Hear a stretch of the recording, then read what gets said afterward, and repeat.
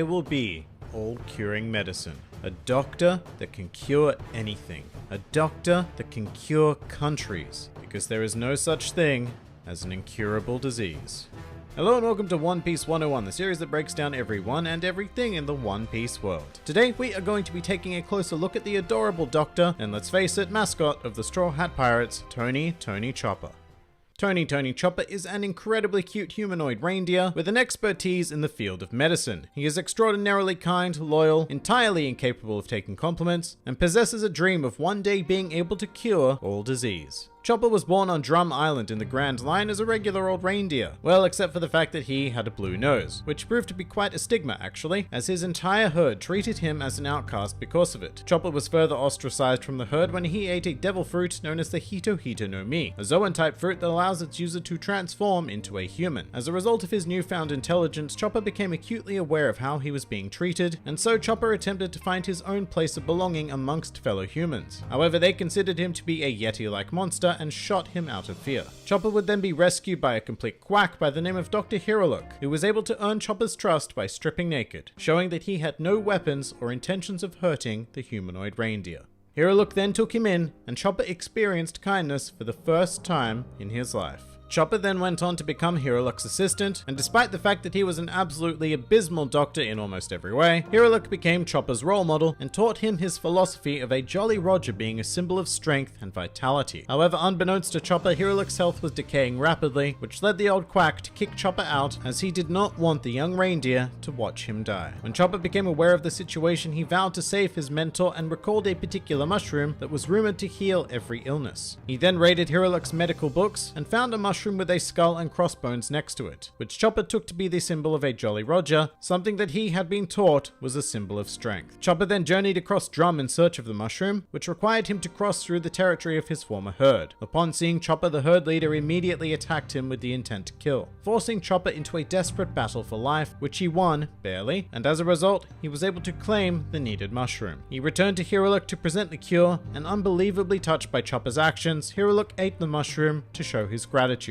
despite knowing that it was poisonous. Before the poison could claim his life, Hiruluk committed suicide by blowing himself up in front of the Drum Castle. Following this, Chopper was taken in by one of Hiruluk's colleagues, Dr. Kureha, who spent 6 years teaching him real medicinal practices, and Chopper himself made a vow that he would one day become a truly great doctor.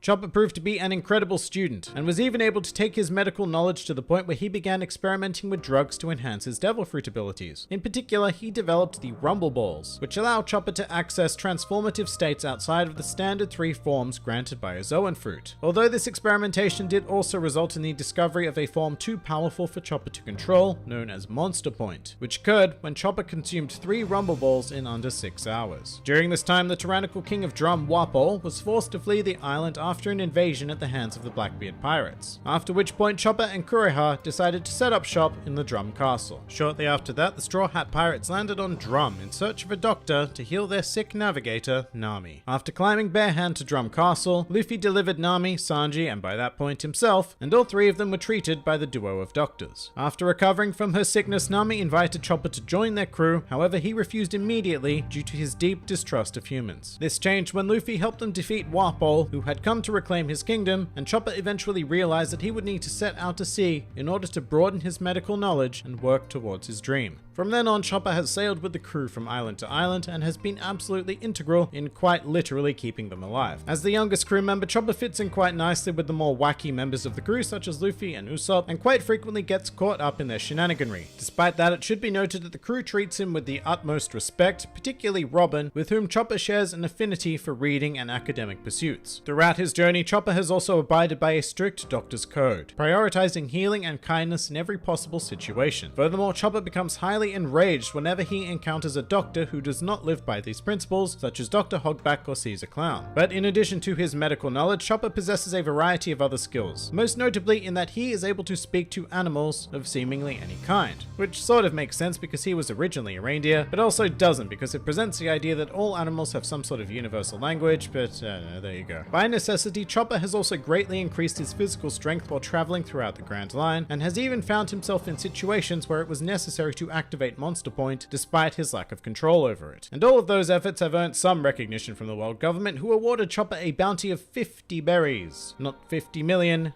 because in reality, he was mistaken as a mere pet of the Straw Hat crew. After being separated from the crew by Bartholomew Kuma, Chopper found himself in the Torino Kingdom in South Blue. Here, Chopper prevented a war between a race of humans and birds by acting as an interpreter between the two, and he then went on to spend 2 years studying medicine in their extensive library. When Chopper finally reunited with the crew, he brought a vast wealth of knowledge with him, as well as a whole host of new transformations such as Kung Fu Point, as well as finally being able to control the extraordinarily powerful Monster Point. And so Chopper continued his journey by passing through Fishman Island and into the New World, diligently working towards his dream of one day being able to cure all disease. Some more fun facts about Chopper. Chopper's character is very possibly based on Rudolph the Red-Nosed Reindeer due to the similarities being shunned because of their uniquely colored noses. Additionally, Chopper's birthday also happens to be on Christmas Eve. Chopper's Monster Point staunchly resembles the form of a Wendigo, a figure of Native American folklore strongly associated with winter and coldness in general. And with that theme in mind, in colder climates there is a particular running gag in the series where a member of the crew will generally ask Chopper to take off his fur to be used as a coat, which Chopper always falls for before he exclaims that his fur cannot be removed. Chopper's favorite type of foods are anything sweet, such as chocolate and candy. This has even led to him being given the epithet of Cotton Candy Lover Chopper by the world government on his bounty posters. Speaking of bounties, Chopper's was finally increased from a mere 50 berries following the events of Dressrosa, when it was doubled to, 100 berries. And finally, a truly useless fact. When Yuriko Yamaguchi, the voice of Nico Robin, was questioned as to which flower Chopper resembled most, she replied that he most resembles a tulip. And that pretty much does it for Chopper. If you enjoyed this video, then feel free to like, favorite, or subscribe, and if you are in any way inclined to help support this independent channel, then also feel free to check out my Patreon, Discord server, or Twitter, the links to which are in the handy description below. And finally, please do comment with who, what, or where you'd like to see featured on the next One Piece 101.